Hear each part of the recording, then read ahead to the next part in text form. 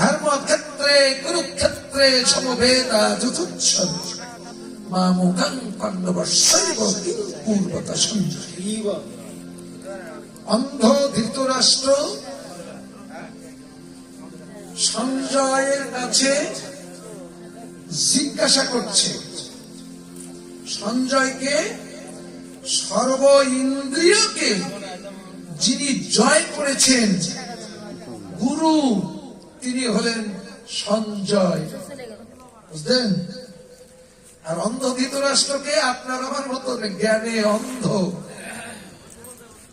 চোখ আছে, এই ভজন দেখার চোখ নেই, কৃষ্ণ দেখার চোখ নেই, তাই অন্ধ।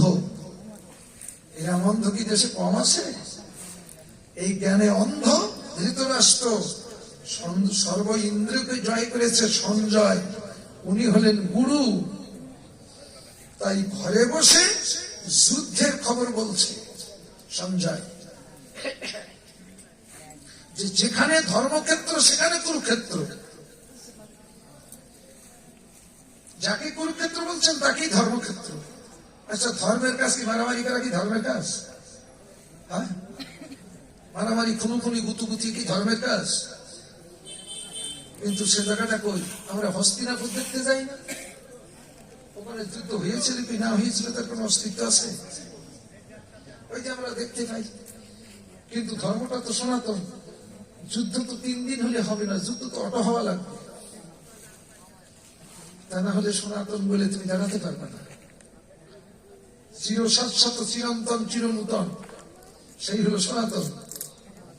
শব্দ অর্থ সন্ধি বিচ্ছেদ করলে অনুমানে থাকে না, বর্তমানে আসে। তাহলে বর্তমানে যদি আসে, তোমার এখন যুদ্ধ দেখাও তো, ওই হস্তিনাপুর নিয়ে যা, নয়া দিল্লি। আচ্ছা, অনেকে গেছে, আমরাও গেছি। আমি তো দেখিনি, মনে হয় আমার সময় যুদ্ধ হয়নি, লোক যখন গিয়েছিল সেই সময় হয়। তাও তাদের কাছে শুনেছি, তারা বলছে আমরাও কিছু দেখিনি। ওই রাঙা মাটি টাটি দেখে বললো যে মানে মানে মাটি লাল হয়ে গেছে। আসলে যে ওই দেশের মাটি লাল, তা কি জানেন? হ্যাঁ, নয়া দিল্লি যুদ্ধ করে মাটি পুড়ি লাল হয়ে গেছে। আচ্ছা বলুন তো, মধ্যপ্রদেশে এই যে বিহারের পরে ছত্তিশগড়, ওখানকার মাটি তো সব লাল মাটি। ওখানে কে কুরুক্ষেত্র করেছিল? তারপর আমাদের ঢাকা গাজীপুরের মাটি লাল, ওখানে কি কুরুক্ষেত্র যুদ্ধ হয়েছিল? এখন সাজা না, বাস্তব দেখেন। এটাই ধর্মক্ষেত্র, এটাই কুরুক্ষেত্র। যুদ্ধ অটলে গিয়েছে, মীমাংসা করতে পেরেছেন? এ দল ভালো না, ওই দল ভালো, এ দিদি ভালো না, ওই দিদি ভালো, এ দাদা ভালো না, ওই দাদা ভালো, এ দল ভালো না, ওই দল ভালো। এরা ভালো খেললো না, ওরা ভালো খেলে আর ভালো খেলেছে। এই যে ভালো আর মন্দ, এই নিয়ে দ্বন্দ্ব। আজকে তরকারিটা ভালো হয়নি, এইটা ভালো হয়েছে। কি রান্না করো তুমি, আসলে ভালো না। অটোমেটিক দ্বন্দ্ব লেগে আসে। মেটাতে পেরেছ কুরুক্ষেত্রের যুদ্ধ? আর তোমরা এই জগতে দেখে বেড়া, যে খেলাটা এর মধ্যে খেলে, ওইটা বাইরে মারতে গেলে কোনোদিন মিলাতে পারে না। পারবা? আন্দাজে, অনুমানে। অনুমান সনাতন না, সনাতন হলো বর্তমান। আচ্ছা, বর্তমান আমি যত সময় আছি তত সময়, মানে এই হলো কুরুক্ষেত্র।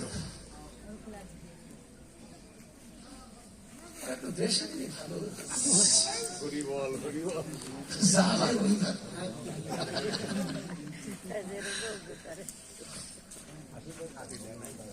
হ্যাঁ, এবছর এই দিয়ে গেল, আগামীদের 3 বলতে হয় নাই। দেখি যে না, গোবিন্দ আপনার মঙ্গল করুন, ঘুমটা যেন ভালো হয়। এইবার দেখেন, তাহলে এটা বাস্তব না অনুমান? বাস্তব, অস্বীকার করতে পারবে? তাহলে কুরুক্ষেত্রের যুদ্ধ থামেনি, চলছে। তাহলে ম্যাপ পয়েন্ট করতে গেলে সব এখানে আসবে, বাইরে কিচ্ছু মিলাতে পারবে না। এটাই সনাতন ধর্ম, বাস্তবতা। কেউ মানছে, কেউ মানছে না। কেন? কেউ বুঝছে, কেউ বুঝছে না। তাই বলছে সখী রে, এবার বলি তোদের কাছে সব ত্রিভঙ্গ ভঙ্গে মোঠামি নাগর দাঁড়িয়ে আছে, আমি দেখে এলাম। জলান্তে যে আরো কি দেখলাম জানিস? ওরে পূর্ণ জলে কেউ দিতে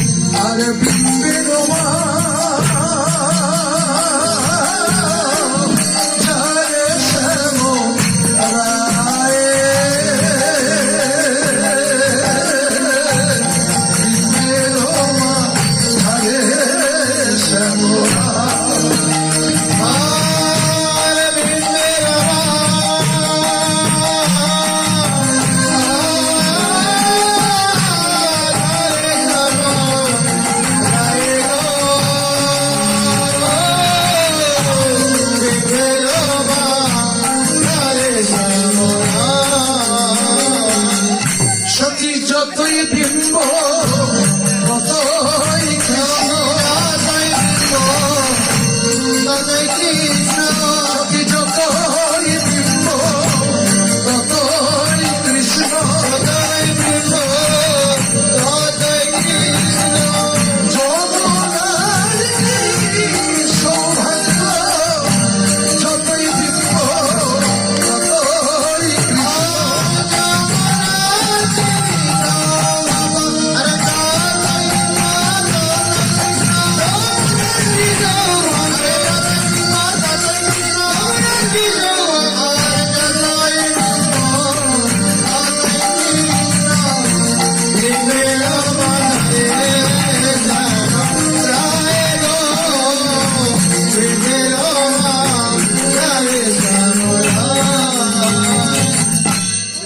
প্রতিবিম্বে কৃষ্ণ। লক্ষ লক্ষ বিম্ব উঠেছে। আমি মনে করলাম, ওরে বাবারে, যমুনার কি সৌভাগ্য রে! একটা কৃষ্ণ পাওয়ার জন্য কত যোগী মুনি ঋষি যোগধিয়ানে কত যুগ যুগ বসে গায়ে গাছপাতর হয়ে গেছে, তবু তারা এখনো কৃষ্ণ দর্শন করতে পারেনি। আর আজকে কত কোটি কোটি লক্ষ লক্ষ কৃষ্ণ যমুনার জলে বিরাজ করছে। তাহলে যমুনার কি সৌভাগ্য! যমুনার কি সৌভাগ্য! আজকে দেখ, হাজার হাজার লক্ষ লক্ষ কৃষ্ণ বিরাজ করছে, বুঝেন? ওই জলে ঢেউ দিলে বিম্ব ওঠে না? ওঠে তো? জলটা আনেন? আজকে তো জলানানি নেই তো। আগেকার মায়েরা হয় নদীতে নয় পুষ্কর নিতে জল আনতেছে তো, কিন্তু জল আনতে গেলে কি করে? আগে কলসির টানা ধরে একটু ঢেউ মারে না? কেন মারে? জলের উপরে যে মরিচা টরিচা ময়লা টলাগুলো আছে না, ওগুলো সরিয়ে দেয়, দিয়ে স্বচ্ছ পরিষ্কার জল কলসিতে ঢুকায়। তাই বলছে সখীরে, কোন জলে ঢেউ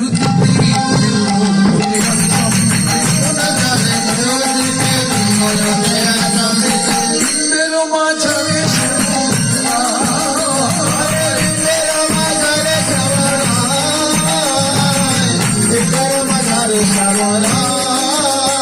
সখী যতই বিম্ব ততই কৃষ্ণ, ততই বিম্ব ততই কৃষ্ণ, ততই বিম্ব ততই কৃষ্ণ, যমুনার কি সৌভাগ্য! যতই বিম্ব ততই কৃষ্ণ,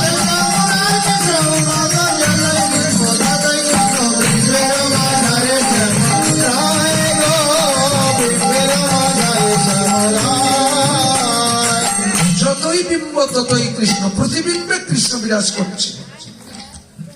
সখী, তখন আমি মনে করলাম যে যমুনার কি সৌভাগ্য রে! কোটি কোটি কৃষ্ণ যমুনার হৃদয় বিরাজ করছে। যমুনা বড় ভাগ্যবতী। তখন আমি চিন্তা করতে করতে আবার কি করলাম, না, আমার ওই চিন্তা করলে তার মানে হবে না, আমার তো জল নিয়ে ঘরে ফিরতে হবে। তো তারপরে কি করলাম, কোন জলে ঢেউ দিতে, কোন জলে দিতে ঢেউ, কোথায় না দেখি ঢেউ, আরে কোন জলে দিতে ঢেউ, কোথায় না দেখি ঢেউ, দিতে ঢেউ, কোথায় না দেখি ঢেউ, কোন জলে দিতে ঢেউ, কোথায় দেখি কেউ জলে স্থির হলে দেখি কানো জলে স্থির হলে দেখি কালো জলে স্থির হলে দেখি কালো প্রথম ঢেউ দিল তখন অনেক বিম্ব হলো, প্রতিবিম্বে কৃষ্ণ দেখলেন। তারপরে আর একটা ঢেউ দিল, তখন আর বিম্ব ফিম্ব কিচ্ছু নেই, তখন জলটা থর করে কাঁপছে। আর কম্পন জলে কিছু দেখা যায়, কিচ্ছু অনুমান করা যায় না। কিন্তু জল স্থির হলে জলে জলে স্থির হলে দেখি কালো জলে স্থির হলে দেখি কালো জলটা যখন স্থির হচ্ছে তখন ভালো করে তাকিয়ে দেখি উমা কৃষ্ণের জলের মধ্যে দাঁড়িয়ে আছে। ঠান্ডায় এতটা শাল সুইটার জ্যাকেট গায়ে দিয়ে তাই শীত মানিয়ে পাচ্ছ না, আর এই অবস্থা জলের মধ্যে থাকো তো দেখি কিরকম লাগে। আর কৃষ্ণই জলের মধ্যে দাঁড়িয়ে আছে, বুঝেছ? জলেরও ভিতরে শ্যামরা। তখন আমি ওইটা দেখে শুকিয়ে, জলের মাঝে শ্যামরায় দেখতে পাচ্ছ? আমরা যেটা অনুমান করছি ওটা কিছু না, কিন্তু যেটা আমাদের মাথায় ঢুকছে না সেটাই কীর্তনে বলছে, কিন্তু সেটা কি আমাদের মাথায় ঢুকছে? জল, দেহটা কিসের? জলের না? রসের দেহ না? যা খাদ্য খাবার খাওয়া হয়, খাদ্য থেকে রস, রস থেকে রক্ত, রক্ত থেকে মজ্জা, মজ্জা থেকে শুক্র, শুক্রের ভিতরে থাকে কীট।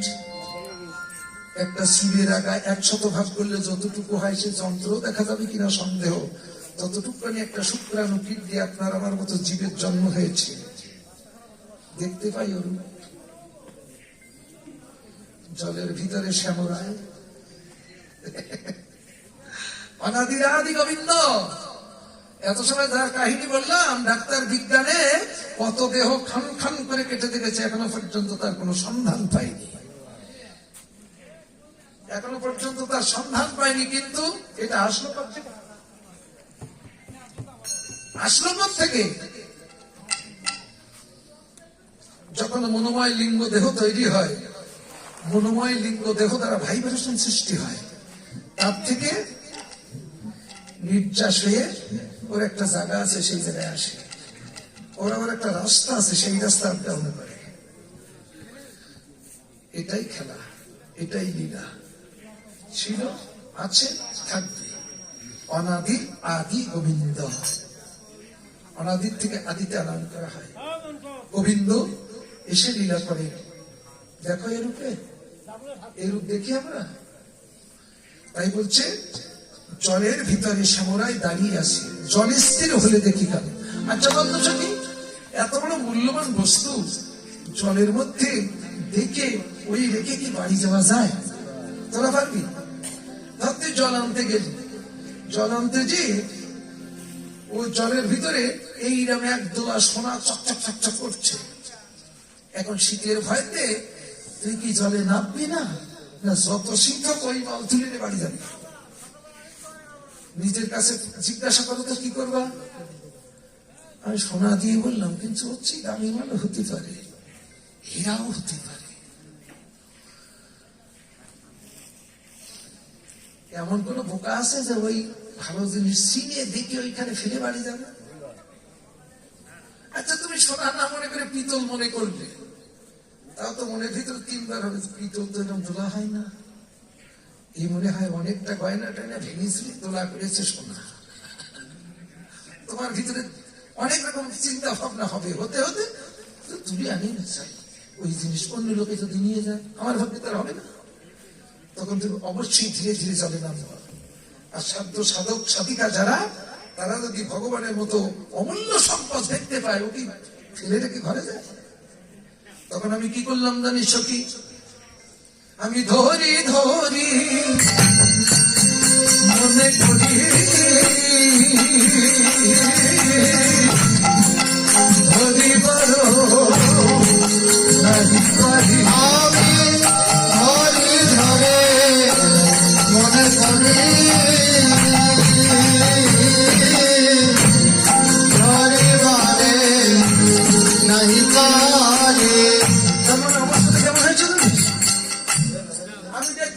সিরিয়াস, হ্যাঁ? আমি ধরতে যাচ্ছি, দেখি আমার হাতের মধ্যে নেই, ও সামনে দাঁড়িয়ে আছে। আবার একটু আগিয়ে গেলাম, ধরতে যাচ্ছি, দেখি আবার সামনে যে দাঁড়িয়েছে। এরকম বলে পড়েছ কার? রাধারানী পড়েছে। তাই পদে লিখছে, ধরি ধরি মনে করি, ধরি বল নাহি পারি,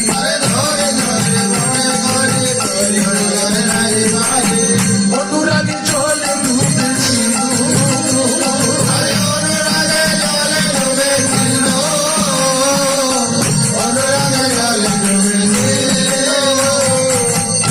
তোমার যদি ধরতে পারলাম না, আমার জীবনে আমি রাখবো না। আমি জলে ডুবে প্রান্তে জীবন, তোমায় যদি নাই পেলাম, জলে ডুবে প্রান্তে, তোমায় যদি নাই পেলাম, জলে ডুবে প্রান্তে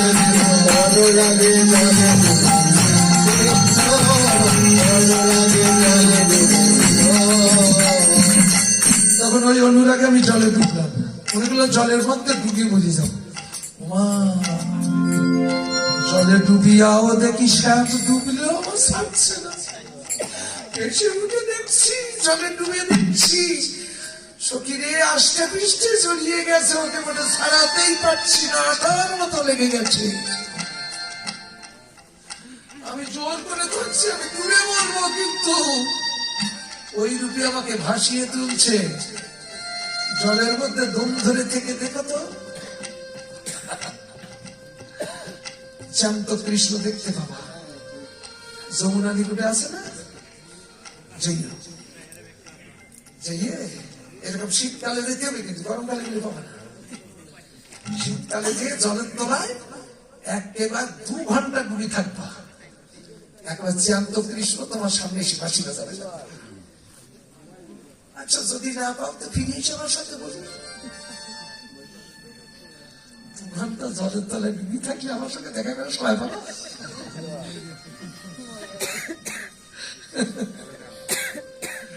একটু রং কেন জানো, তোমরা তো আরাম করছো, তারা বাড়ি গেছে, তারা আরাম করছে, একটু হাসলে টাসলে কাগরও হয় না, তাই না? না, কোন ভাগে না,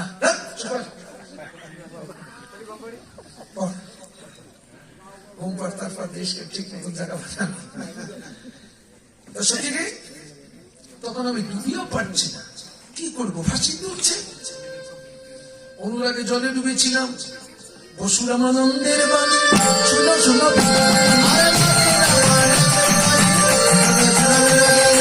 বসুরামানন্দের বাণী শোনো শোনো বিনোদিনী,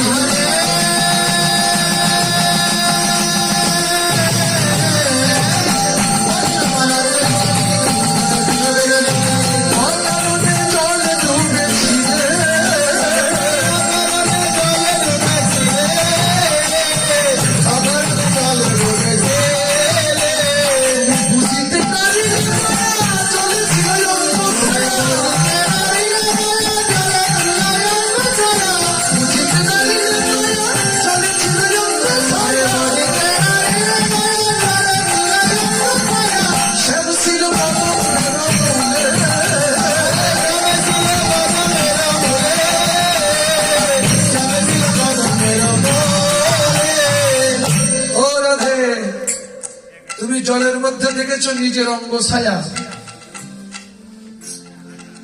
যদি বলেন রাধার কৃষ্ণ দুটো কি একরকম না দুটো 2 রকম, বলো? একই রকম না, 2 রকম। কেন? রাধা ছাড়া কি কৃষ্ণের একটা হাত বেশি নেই? কৃষ্ণ ছাড়া কি রাধার একটা ঠ্যাং বেশি নেই? তাহলে জলের মধ্যে ছায়া দেখে তুমি কি বুঝলো যে ওটা তার ছবি না? চেনা যায় এই কথা কও না কেন? দুটো 2 রকম না, একটা রাধার একটা কৃষ্ণ, একটা কালো আর একটা ফর্সা। আচ্ছা বলুন তো, সাদা যত রকম মেকআপ নেও না কেন, আর আমি কিচ্ছু সাজবো না। দুজন রৌদ্রে দাঁড়ালে ছায়ায় কি তোমার মেকআপ দেখা যাবে? তোমার গার রং কি ছায়া বোঝা যাবে? সাদা মানুষই ছায়া কেন বুঝে রাখো। আর আমার মতো আলকাতরা মানুষের ছায়া ওই সাদা মানুষের মতো, বুঝতে পারো এসব কিছু? ছায়া ছায়া এখানে কি বলছে? জলে ছিল অঙ্গ ছায়া, তো বলছে তার ছায়া, তা কি করে বুঝবে? ও কেষ্ট ছায়া কি রাধার ছায়া? আমার ছায়া কি তোমার ছায়া? আমি মনে করছি কৃষ্ণ, কৃষ্ণ কালো, ছায়াও কালো, সব কালো না? তো জলে ছিল অঙ্গ ছায়া, বুঝিতে নারিলে মায়া, শ্যাম ছিল কদম্বের মূলে। তুমি অঙ্গ ছায়া দিকে পাগল হয়েছ, অরিজিনালটা তুমি দেখতে পাওনি। অরিজিনালটা কি? সে আছে কদম্বের মূলে। কদম গাছ আছে না ঘাটে? আছে? তোমাদের ঘাটে আছে? কিন্তু যে ঘাটের কীর্তন গাচ্ছে ও ঘাটে কদম্ব আছে। কোন কদম? প্রত্যেকের ঘাটে আছে, শুধু আমাদের ঘাটে না, প্রত্যেকের। ওই যে নদীর ঘাটে, পুষ্করণীর ঘাটে, যমুনার ঘাটে, ও ঘাটে না, শশা কদম আছে। কদম কি? এরকম গাছের মতন খুঁজে পাবে না। কদম গাছের তলায় যদি কৃষ্ণ বাঁশি বাজাতো তাহলে কত লোকের সঙ্গে এতদিন দেখা হয়ে যেত। কদম গাছ তো আপনাদের এলাকা দুটো দশটা আছে। কদম গাছ তলা দিয়ে তো যাও থাকেন, বসেও দেখেছেন, কিন্তু কৃষ্ণ ওখানে দেখেছেন তো? তাহলে ও কদম তলায় কৃষ্ণ ছিল না, থাকে না, নেই। যদি বলেন তাহলে কদম গাছ লিখলো কেন? আরে বাবা, এমন এমন কিছু শব্দ গ্রন্থে লিপিবদ্ধ করতে হবে, সেটা যেন তত্ত্বের সঙ্গে মিল হয়। ওখানে তো একটা বট গাছ দিলি পারত, একটা আম গাছ দিলি পারত, একটা তুলসী গাছ দিলি পারত। ওই একটাও আমার কীর্তনের তত্ত্বের সঙ্গে খাটবে না, তাই কোনো গাছ দেওয়া হয়নি, কদম গাছ দেওয়া হয়েছে। কদম, এটা তত্ত্বের সঙ্গে কত সুন্দর মিলে দেখেন। কদম কয় কৃষ্ণ, দমে আসে, দমে যায়, দমের ঘরে বিরাজময়। দমের মূল কোথায়?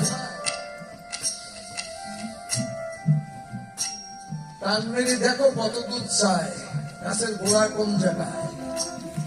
ওই জায়গায় কৃষ্ণ ছিল, কৃষ্ণ আছে, কৃষ্ণ থাকবে। কৃষ্ণ কি? দুপুরবেলা একবার বলেছিলাম, আবার বলবো।